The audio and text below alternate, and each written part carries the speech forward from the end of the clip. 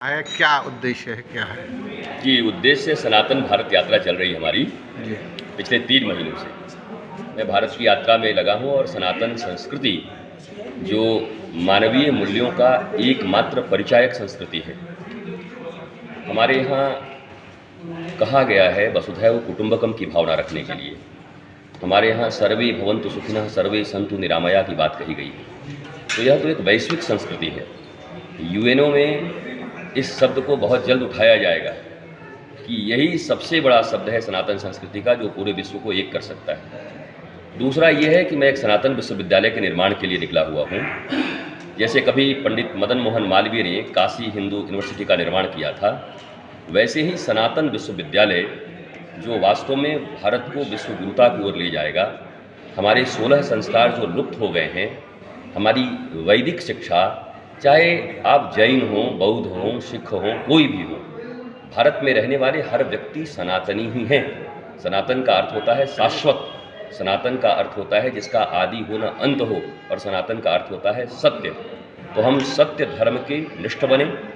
हम सब एक ऐसी पढ़ाई जो अंग्रेजों की बनाई हुई न हो बल्कि भारतीय संस्कृति की हो, जो सब में एकता उत्पन्न करती है, उसके लिए हम निकले हैं। महाराज जी, जिस प्रकार बागेश्वर धाम जी ने जो यात्रा निकाली है, वो जिसमें विशाल भीड़ चल रही है, सनातन धर्म का वो भी प्रचार कर रहे हैं, क्या उनका समर्थन करेंगे, क्या कहेंगे? नहीं, हम क्यों विरोध करेंगे किसी का?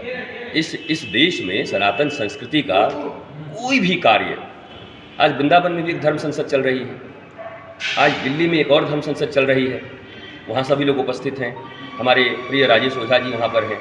तो देश के विभिन्न हिस्सों में हर प्रकार के जो भी गुरु हैं, संत हैं, ऋषि हैं, मुनि हैं, जो श्रेष्ठ सामाजिक कार्यकर्ता हैं, जो सनातन संस्कृति के पुरोधा हैं, जो सनातन संस्कृति में आस्था रखने वाले पत्रकार हैं, टीचर हैं, कंडक्टर हैं, कॉन्ट्रैक्टर हैं, देश का हर एक नागरिक जो सनातन संस्कृति के लिए कार्य कर रहे हैं, उन सब का हम सब एक दूसरे का मानसिक सहयोग करेंगे।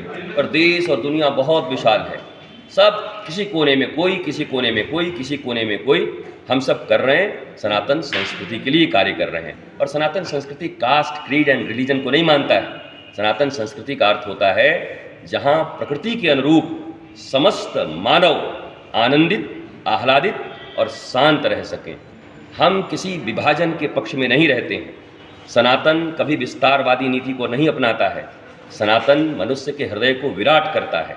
तो सनातन शब्द की व्याख्या भी बहुत जल्द होनी जरूरी है, नहीं तो सनातन शब्द का प्रयोग केवल झंडे और डंडे के लिए हो जाएगा। तो तब आप देखेंगे भीड़ तो एक खड़ी हो गई, पर उस भीड़ को क्या करना है ये नहीं पता है। तो ज्ञान से ही सब कुछ संभव। भारत विश्वगुरु ज्ञान से था, भारत विश्वगुरु भीड़ से नहीं था। भारत भीड़ भाड़ एक शब्द है भारत में बड़ा प्यारा, भीड़ और भाड़। Then what do you mean by भाड़? भाड़ किसको कहते हैं?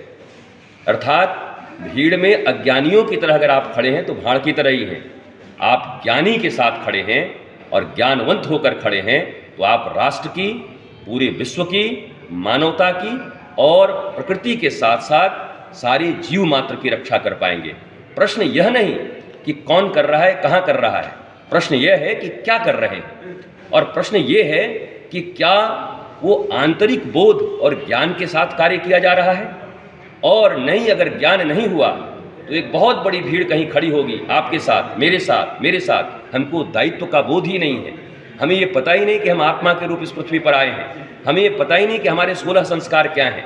आप पत्रकार हो, जब कहीं भीड़ में जाते हो और जो सनातन के ध्वज लेके खड़े रहते हैं, उनसे एक सवाल पूछना कि सनातन के संस्कारों के विषय में बताइए, कितने संस्कार होते हैं। तो आप पत्रकार हो, आपको पता चल जाएगा कि सनातन के संबंध में लोगों का ज्ञान कितना है। पहले ज्ञान जरूरी है, जिसके लिए मैं सनातन विश्वविद्यालय का निर्माण कर रहा हूं, जहां बच्चे उस गुरुकुलम और उस विश्वविद्यालय में आकर के ये जान सके कि सनातन संस्कृति है क्या। जब तक सनातन संस्कृति को जानेंगे नहीं, हम बनेंगे कैसे? तो पहले जानना जरूरी है। जान के मानना, तब आप श्रेष्ठ हो सकते हैं, मान के नहीं जाना जा सकता।